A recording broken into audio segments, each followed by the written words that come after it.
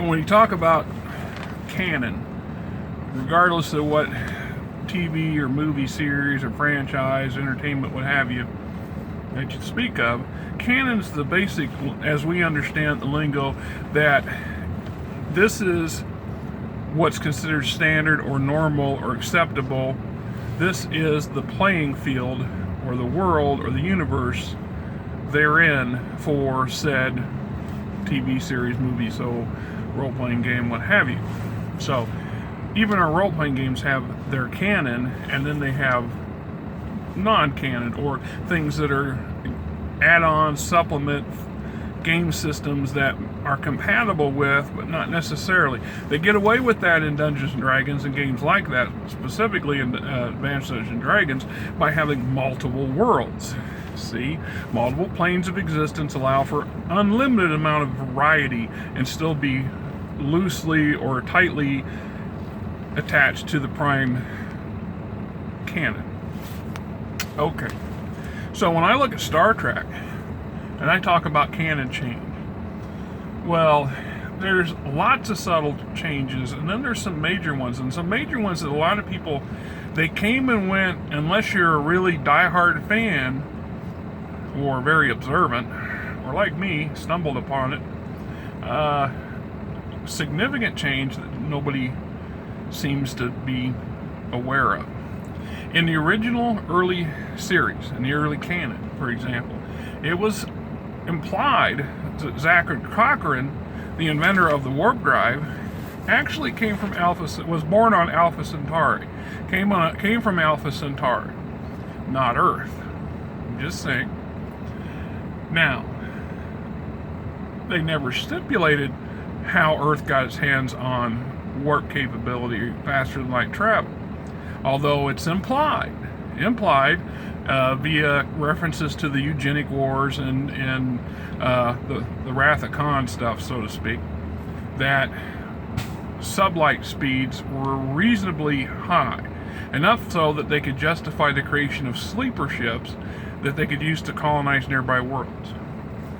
Now, at some point in the TV, the Next Generation, or at least in the movies attached to it, the canon was changed. It was changed so subtly, everybody took it for granted that it was actual canon. It said that, we know now that Zachary Cochrane, the inventor of the human warp drive, was born on Earth after the eugenics war, although that's conveniently enough, it wasn't mentioned in the movie that, exactly what world war had been recently fought.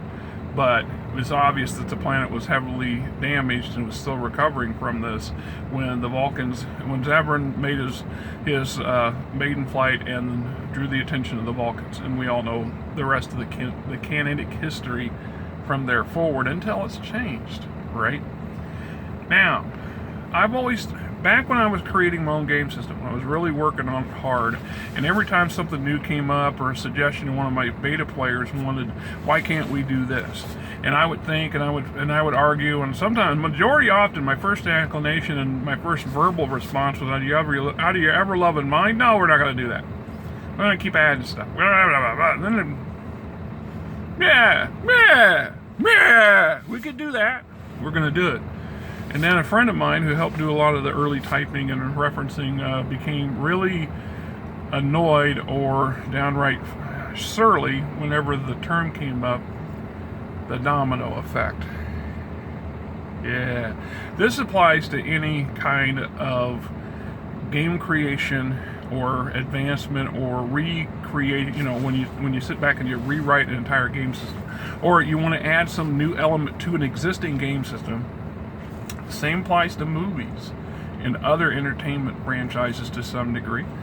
Probably could apply to a lot of sports, whether you like that or not, you sports fans.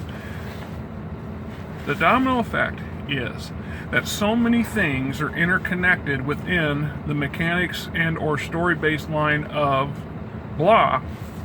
If we add something new, you have to retro sometimes to tie it into existing material to make it function well. If we're talking mechanics, if we change it, we make it sometimes it's just a minor seeming change that has totally unbalanced effects up the road, because we didn't take into account that this change not only affected this one thing that we wanted to accomplish or we wanted to modify, but a half dozen or a dozen, sometimes even more, interconnected elements within the game structure or the world structure or the canon that affects numerous other things.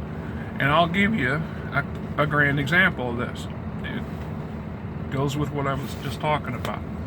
Okay, Zebran Cochrane in the original canon, the original TV series, very briefly mentioned and was born on Alpha Centauri.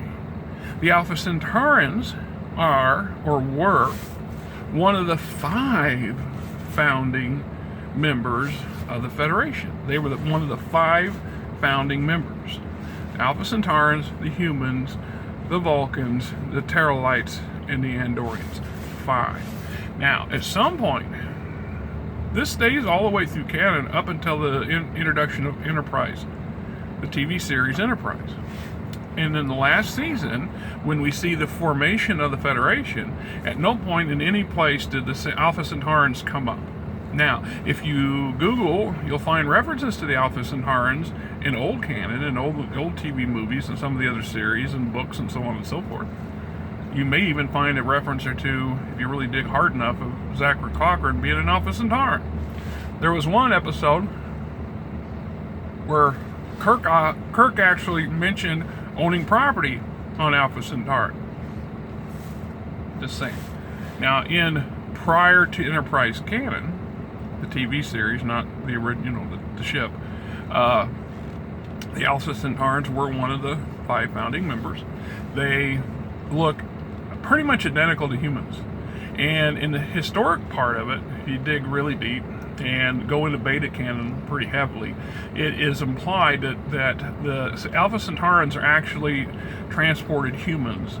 There is references of the forebearers or this advanced race who seeded this section of the galaxy with a lot of human genetically compatible alien races, which justified on a little low-end level why so many of our alien races in the Star Trek canon or in the Star Trek universe, especially the earlier stuff, looked pretty darn like humans. Oh, they had a little bit of coloration difference, a little bit of hair difference, maybe the odd appendage sticking up, But for lion's share, they ran the same gamut and height and weight, and they ran a lot of similar requirements and so on and so forth. So for all intents and purposes, they're just a genetic variation thereof of a human. The forebears were what allowed the canon, the writers, to justify it, right? Okay, so here we come later, and I imagine the latest version of the role-playing game will have 4 founding members, not 5. The Alpha Centaurans will just become some planet that the humans colonized, and there you have it, right? Bob's your uncle. And there's just 2 minor yet major changes that we see slip through the cracks that very few people, because I don't hear a lot of yammering and yimmering about it, but then again, I don't get on all the websites and chat rooms and blogs and whatever that hundreds of thousands of Trekkie sites out there, so I'm sure it's been discussed. Just a little bit of pondering from the Fat Man as he goes to his last job for the day. Till next time, what do they do with the Alpha Centaurans? What's the real story going on? Why are they getting written out of the history of the Federation?